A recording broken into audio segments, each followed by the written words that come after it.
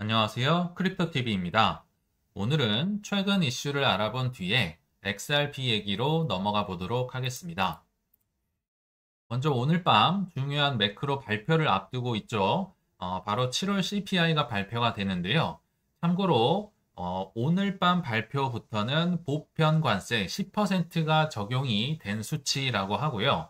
다음 달 CPI 발표부터는 각국의 상호 관세가 적용이 될 예정이라고 합니다. 그러니까 뒤로 갈수록 CPI가 잡히기가 쉽지 않다. 물가가 스멀스멀 올라갈 가능성도 염두에 두셔야 된다라고 좀 생각을 해주시면 좋을 것 같은데요.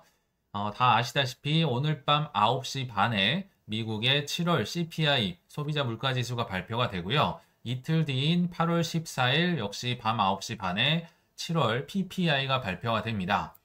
다 중요한 뉴스고 중요한 발표긴 한데요. 하나 우리 가만히 생각해 보시면 올해 들어서 우리가 FOMC 회의나 CPI를 오매불만 기다렸던 적이 있으신가요? 21년도나 22년도만 하더라도 이게 어마어마한 이슈였기 때문에 날을 새셨던 분도 많았는데 최근 들어서는 CPI가 발표가 되든 FOMC가 발표가 되든 그냥 크게 상관이 없거나 오히려 반대로 가는 적도 주식이나 코인 가격이 반대로 간 적도 저는 꽤나 있었던 걸로 기억이 납니다. 즉 예전만큼 지금 CPI가 큰 이벤트가 아니게 되어버린 거죠. 자, 예를 한번 들어보겠습니다. 이 발표가 나서 잔잔했던 적은 정말 꽤 많았던 것 같고요. 최근 두 달을 제가 살펴보니까 오히려 거꾸로 가는 CPI 발표와 거꾸로 가는 주가 움직임, 코인 움직임이 있었거든요. 자, 오늘 밤 이제 2.8%로 다소 높은 예측치가 있는데 얼마가 나올지는 한번 두고 보셔야 될 것 같고요. 자, 이제 저저번 달을 한번 말씀드려 보겠습니다.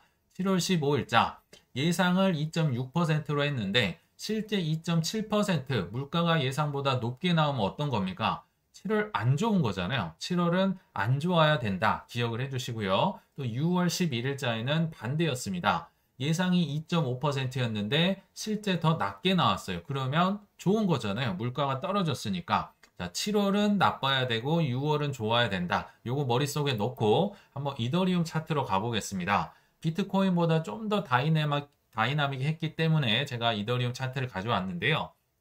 그러니까 7월 달 나빴어야 됐다. 왜냐하면 예상보다 물가가 튀었잖아요. 근데 웬걸 CPI 발표 당일날도 4% 올랐고요. 그 뒤로도 6%, 3%, 2%, 1%, 4% 그냥 수직으로 막 올라갑니다. 나빠야 되는데 그냥 막 올라갔다는 거죠. 그리고 6월 달 좋아야 됩니다. 예상보다 물가가 잡혔기 때문에 좋았어야 됐지만 어떻게 됐습니까? 그냥 수직으로 쭉 떨어집니다. 발표 당일도 떨어지고 그 다음날도 떨어지고 그 다음날도 떨어지고 그냥 일주일 내내 떨어지는 상황. 이걸 보면서 느끼는 생각이 물론 CPI, FOMC 지금 다 중요하긴 한데요. 지금 CPI보다 중요한 거는 늘어나고 있는 글로벌 유동성을 비트코인이 잘 따라가고 있는지가 더 관건이고 중요하지 않을까. 왜냐하면 결국은 이 유동성을 비트코인이 따라가잖아요. 그래서 오랜만에 중요한 현황, 글로벌 유동성을 한번 업데이트 해보도록 하겠습니다. 비트코인은 늘어나고 있는 글로벌 유동성을 잘 따라가고 있을까? 오랜만에 라울팔의 매크로 전문가죠. 이번에 데이터를 한번 가져와 봤는데요. 하얀색이 글로벌 유동성입니다.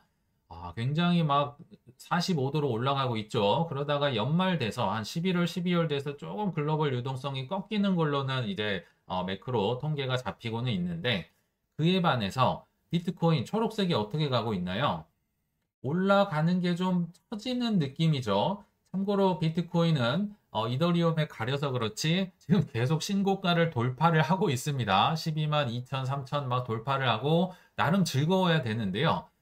유동성을 따라가기에 굉장히 역부족인 느낌이죠. 자, 또 다른 매크로 데이터, 글로벌 유동성을 가져왔는데 크게 다르지 않습니다. 트레이딩 뷰에서도 제가 한번 찾아봤더니 자, 이 비트코인이 굉장히 즐겁게 올라가는 듯 보이지만 여전히 글로벌 유동성을 따라가기에는 처져 있다.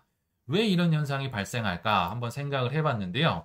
그 좋다는 유동성을 누가 쏠랑 가져가 버렸을까? 저는 이렇게 생각이 들거든요. 누가 가져갔을까?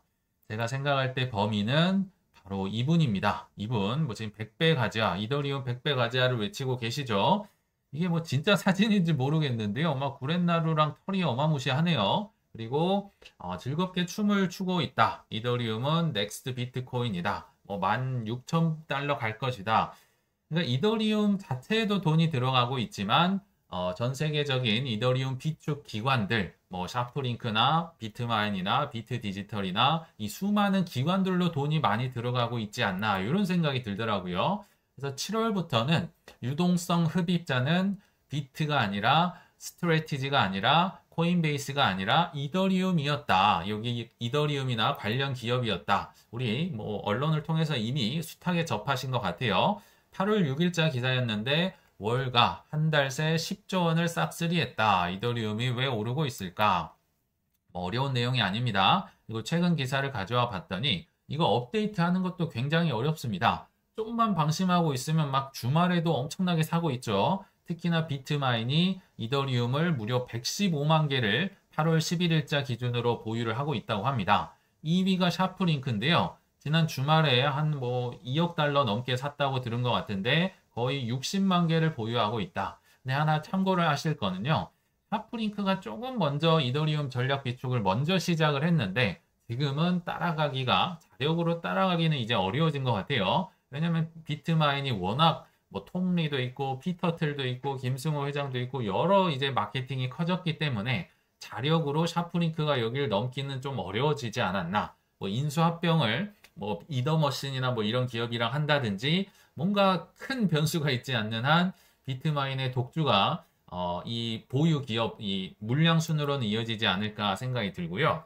그러니까 역시 어제 기사긴 한데요. 서학개미가 빅테크를 버리고 뭐 코인 관련주로 몰리고 있다. 우리 아시겠지만 6월 달까지는요. 서클이 압도적인 순매수 1위였습니다. 그리고 7월 초까지만 해도 비트코인 ETF, 뭐 스트래티지, 코인베이스, 로빈후드 이런 게 압도적이었다고 한다면 7월 들어서는 완전히 이제 유동성 흐름이 바뀌었죠. 이더리움 ETF, 뭐 비트마인, 샤프링크 이런 쪽으로 순매수도 실제로 서학개미의 순매수가 1위였다고 합니다. 최근 들어서.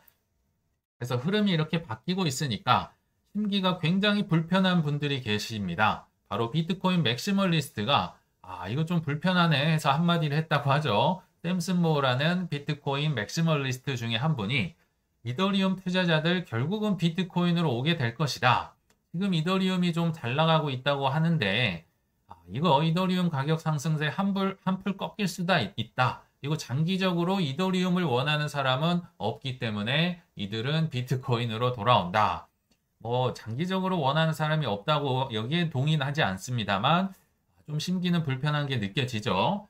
자, 그러나 결국 큰 이제 캐시플로우로 봤을 때 결국은 비트코인으로 킹왕짱 시대가 거의 1년 반, 2년째 지속이 됐었잖아요. 그러나 얼마나 갈지 모르지만 결국 이제 이더리움으로 이게 넘어왔고요. 뭐 비트보단 상대적으로 당연히 짧겠죠. 그리고 이더리움 킹왕짱 시대에서 결국은 나중에 3인자, 4인자, 5인자, 6인자로 저는 바통을 넘겨줄 것이다. 그러나 여기가 이제 킹왕짱일 시대는 굉장히 짧을 거란 생각이 들어요. 그러나 결국은 이게 넘어옵니다. 결국은 이게 탐욕의 순서기 때문에 넘겨줄 거다라고 본다면 자, 그럼 여기서 이제 3인자가 누구냐? 다음 바통을 이어받을 자가 많이 오르겠죠. 참고로 이 3인자는 지금 나름대로 저는 견제를 받고 있지 않나 생각이 드는데요. 바로 XRP입니다. 8월 11일자 기준으로 이런 기사가 있었죠. 근데 굳이 지금 이 시점에서 왜 이런 기사가 나왔는지를 한번 생각을 해보시면 좋겠다 생각이 들어서 한번 다뤄보려고 합니다. 블랙락이 XRP ETF를 뭐 신청을 안 할 수도 있습니다. 근데 안 할 수도 있는데 굳이 출시하지 않는 5가지 이유를 세세하게 그것도 코인 전문 매체가 블리시라는 거래소가 모 회사로 있죠. 코인데스크가 왜 이런 걸 굳이 이 시점에서 세세하게 구구절절 얘기를 하고 있는지 한번 생각을 해보자는 거죠. 자, 5가지나 짚었다고 합니다. 일단 쭉 읽어보겠습니다. 첫째는 비트 이더를 제외한 코인에 대한 고객들의 관심이 적다. 누가요? 블랙락이 고객들을 살펴보니까 관심이 없던데 야 이거 한 5년 전에 비트코인에 들었던 레리핑크가 이런 얘기를 했었거든요. 비트 이더에 관심이 없다. 이번에 또 하고 있네요. 자, 그리고 둘째 규제 불확실하기 때문에 매우 신중하다. 셋째, XRP 현물 ETF 경쟁이 과열된다. 무려 7개의 기관들이 ETF를 신청해서 먹을 게 없다. 그리고 넷째, XRP 가격이 급등락이 너무 심하다. 너무 변동성이 심하다는 거죠. 마지막으로 시장 점유율이 작다. 비트 이더에 비해서 작다. 굉장히 구구절절 얘기를 하고 있는데 구구절절 반박을 해보겠습니다. 먼저 첫 번째, 비트 이더를 제외한 고객들의 관심이 적다. 참 재밌는 논리인 것 같아요. 한국 사람들은 이해할 수가 없죠. XRP가 항상 킹왕짱, 거래량 1위, 보유량 1위 이런 상황에서 근데 한국은 물론 미국에서도 현재 인기나 거래량이 XRP가 폭발을 하고 있습니다. 특히나 최근 들어서 공식적으로 SEC와의 소송이 종료가 되면서 하루 만에 미국 시장입니다. 미국의 XRP 선물 시장이 거래량이 200%가 올라가면서 어마무시한 인기를 기록하고 있고 이게 이제 미국 전 세계의 인기를 반영을 하는 거죠. 이거 선물뿐만 아니라 현물에서도 미국의 1위 기업 코인베이스의 7월 이제 수익 실적을 딱 까봤거든요. 거래량 실적을 까보니까 미국은 한국과 다르게요. 그냥 비트, 이더 이렇게 시가총액 높은 순으로 잘 팔립니다. 요게 이제 사실 좀 정상적인 거래라고 보는데 자 1위는 당연히 압도적인 이제 비트코인입니다. 특히 현물의 수익이 34% 비중을 기록을 했는데 7월 달에 코인베이스의 2위 코인을 살펴보니까 숨은 강자가 XRP였다는 겁니다. 사실 7월 달 들어서 이더리움의 강세, 포모가 어마무시했었잖아요. 근데 그 엄청난 이더리움을 따돌리고 미국에서조차 간발의 차이긴 하지만 XRP가 수익이 거래량 순위가 더 좋았다는 거죠. XRP가 고객들이 관심이 없나요? 아니 광풍에 지금 다 뒤집어 엎고 있는데 이상한 지금 논리를 코인데스크에서 가져왔다. 그리고 규제가 불확실하다. 이거 지나가는 멍멍이가 웃을 수도 있을 것 같아요. 왜냐면 이제 공식적으로 SEC 소송이 종료가 됐고 사실 그 전부터 이미 끝나 있었잖아요. 게다가 8월 12일자 오늘 아침에 어떤 기사가 떴느냐. SEC에서 오히려 XRP에 그러니까 리플에 기관 판매를 허용을 해주겠다. 사실 법원에서요. 기관 판매한 거는 증권이다. 땅땅땅 이미 판결을 내렸거든요. 판결을 내렸는데 오히려 SEC가 법원에서 한 거와 반대되는 오히려 밀어주는 듯한 지금 조치를 하고 있어서 논란이 되고 있습니다. 기관들 판매 지난주부터 니네 판매할 수 있게 해줄게. 근데 규제가 불확실한 건가요? 오히려 밀어주고 있다. 그리고 7개의 기관들이 XRP를 신청을 해서 포화가 됐다? 아니요. 반대로 이게 돈이 된다는 반증이겠죠. 그리고 급등락이 문제가 된다? 과거의 비트코인, 이더리움 차트를 보고 와야죠. XRP도 왔다 갔다 하긴 하지만 과거의 비트, 이더에 비하면 세 발의 피다. 근데 이 5가지가 다 말도 안 되는 논리를 가지고 지금 XRP는 안 될 것 같은데를 외치고 있는데 왜 굳이 이 시점에서 현재로서는 블랙락이 안 돼요 라고 할지를 생각을 해본다면 불타기한 최근의 XRP 개미들, 믿음이 없는 개미들을 떨궈내기 위한 이 행동이 아닐까 이런 생각이 듭니다. 더군다나 이런 기사가 슬쩍 나온다면 좀 악재 기사 몇 개 터뜨려주면 이제 이거는 아닌 것 같은데 이더리움이 킹왕짱인 것 같은데 하면서 믿음 없는 개미들이 털려나간다는 거죠. 정말 3년 내내 XRP 투자자들을 고통받게 했던 비난했던 이유 중에 하나가 에스크로발 대량 언락 회사가 자기 맘대로 물량 맨날 풀어대. 근데 이 기사가 지금 또 나왔다는 거죠. 그럼 최근 들어온 이 XRP 투자자들은 상승세에 올라오셨던 분들은 에스크로가 뭐야? 이게 뭐야?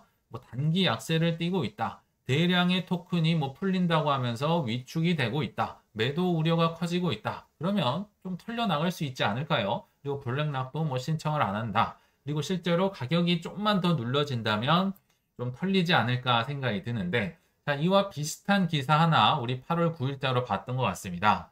블랙락의 솔라나 ETF 동시를 출시, 즉 다른 기관들에 맞춰서 솔랑 뒤늦게 블랙락이 솔라나 ETF를 출시를 한다면 블랙락은 양아들이다 이렇게 했던 기사 기억나시죠? 세이파트가 왜 굳이 이런 기사를 썼는지를 한번 판단을 해보셔야 될 것 같아요.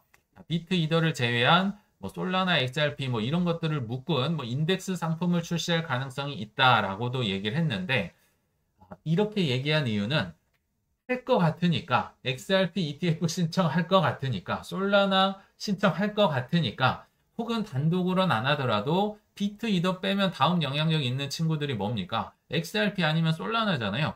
요거 할 것 같으니까 계속 이런 기사가 나오고 있다. 견제를 하고 있다. 이 반증이라고 보시면 되겠죠. 자, 즉 그들은 이 큰 세력들은 지금 어떤 내러티브를 가져가려고 하냐면요. 개미들은 이더리움만 집중하세요. 아, 과거에는 비트코인만 킹왕짱. 이 다 개미들이 여기에 지금 현혹이 돼 있었잖아요.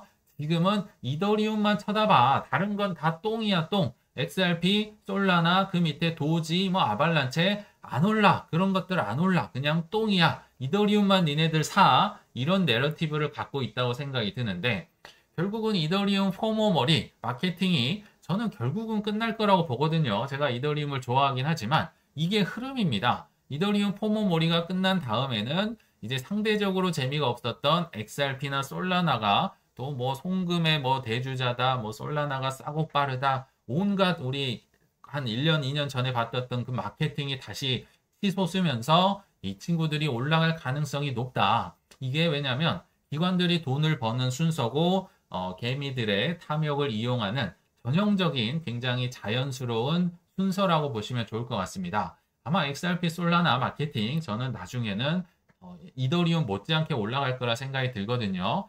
자, 근데 이와 비슷한 예를 다른 데서도 한번 마지막으로 말씀을 드려보겠습니다.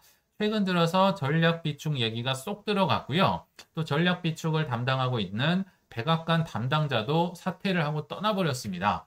야, 이거 망한 거 아니야? 이제 안 하는 거 아니야? 실제로 8월 11일자로 해서 하인스 보호라는 백악관 암호화폐 자문위원장, 한때 풋볼 선수였었던 뭐 얼굴도 잘생기고 몸도 좋은 30살의 굉장히 젊고 유능한 분이 자문위원장이 됐었잖아요. 근데 불과 한 6개월, 7개월 만에 사임을 해버렸습니다. 뭐 구체적인 사임 이유는 밝혀지지 않았다. 근데 뭐 스스로 목적을 달성해서 내려오는 것이라고 보고 있다. 뭐 이런 여러 가지 추측이 있긴 한데요.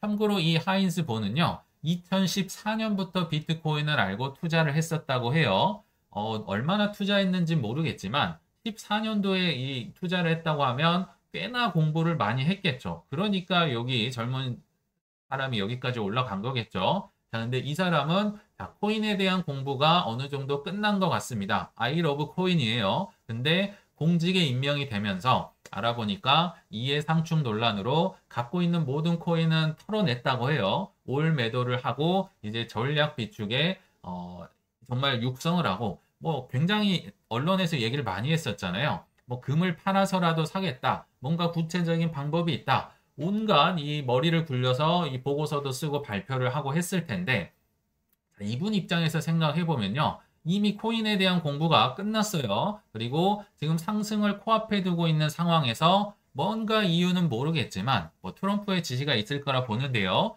이유도 모르고 야 잠깐 기다려봐. 지금 행정명령이 진작에 나왔어야 되거든요.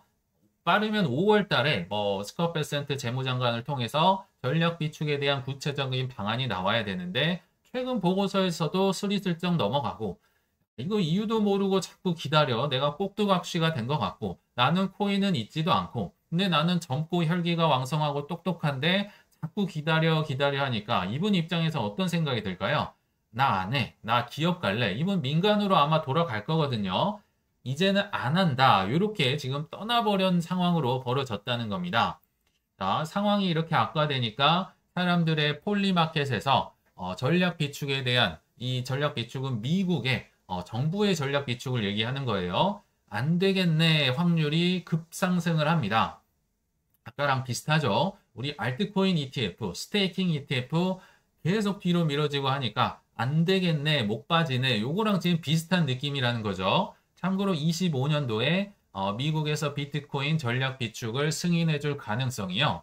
한때는 올해 3월 달 뭐 행정명령 발표하고 난리 났을 때 무려 80% 가까이 올라갔었거든요. 근데 이게 계속 떨어져서 뭐 할 듯 하더니 뭐 스리슬쩍 넘어가고 뒤로 연기하고 하니까 현재 16%까지 떨어졌다는 겁니다. 굉장히 이제 거의 안 한다의 사람들이 실제로 베팅을 하고 있는 거예요. 이더리움은 더 말할 것도 없죠. 25년도에 된다. 거의 50%를 뚫고 올라갔었지만 현재는 뭐 11%. 근데 참고로요. 최근에 이더리움 가격이 많이 올라왔기 때문에 지금 그 주 정부 차원에서는 시가총액 5천억 달러 이상의 시가총액을 뭐 짧게는 1년, 길게는 2년까지 유지를 해주면 국가적인 전략 비축, 주정부 차원에서 들어갈 수 있다. 이게 이제 기준이었었잖아요. 근데 지금 5천억 달러 이미 넘어갔습니다. 이제 꾸준히 유지를 하는 게 관건이긴 한데 그러거나 말거나 사람들은 이제는 안 된다. 뭐 이더리움이 안 되니까 더 낮은 XRP는 말할 것도 없겠죠. 뭐 7%, 이것도 한때 40% 가까이 됐지만 현재는 아무도 사람들이 전략 비축에 관심을 갖고 있지 않습니다. 물론 이게 25년에 될지 26년에 될지는 정확하진 않아요. 25년에 안 됐다가 26년에 될 수는 있겠죠. 근데 한번 가만 생각해 보시면요. 지금 트럼프는 본인의 온 가족, 본인의 모든 일가 친척 지인들의 힘을 합쳐서 본인이 전략 비축을 하고 있습니다. 그리고 관세는 이제 서서히 마무리가 되고 있죠. 물론 중국도 조금 유예가 되고 조금 브릭스 국가랑 협업이 좀 엇나가고 있긴 하지만 어느 정도 마무리되는 상황에서 유동성이 결국 올라가고 기준금리가 떨어지고 은행 규제가 완화가 되고 한다면 결국 미국은 정부 차원에서도 전략 비축을 저는 발표를 할 것이다 라고 생각을 합니다. 내가 한번 트럼프라고 생각을 해보실까요? 내가 올인을 해놨고요. 내가 이거를 좌지우지할 힘을 갖고 있습니다. 내가 타이밍을 조절을 할 수 있습니다. 그리고 이게 본인이 증거죠. 본인이 올인을 하고 있고 내가 힘이 있고 또 그 증거 중에 하나가 그 정말 어마무시한 퇴직연금에 코인을 투자할 수 있는 행정명령을 쓱쓱쓱 이미 서명을 해버렸습니다. 이것도 행동이죠. 말이 아니라. 그리고 내년 11월에 중간선거까지 앞두고 있는데 본인이 크립토 대통령이라고 하고 저는 제일 큰 게 이분이 올인을 한 거예요. 올인을 하고 있는데 미국의 전략 비축이 없다? 이거는 조금은 트렌드를 잘 읽지 못하고 있다라고 저는 개인적으로 생각이 들거든요. 그래서 결론을 한번 맺어보면 물론 중간중간에 큼직한 우여곡절도 있을 수는 있겠지만 금리 인하 그리고 블랙락의 알트코인, 뭐 스테이킹 ETF에 이어서 미국 정부가 암호화폐를 전략 비축하는 그날까지 잘 견뎌내시길 바라면서 이만 마치겠습니다. 시청 감사합니다.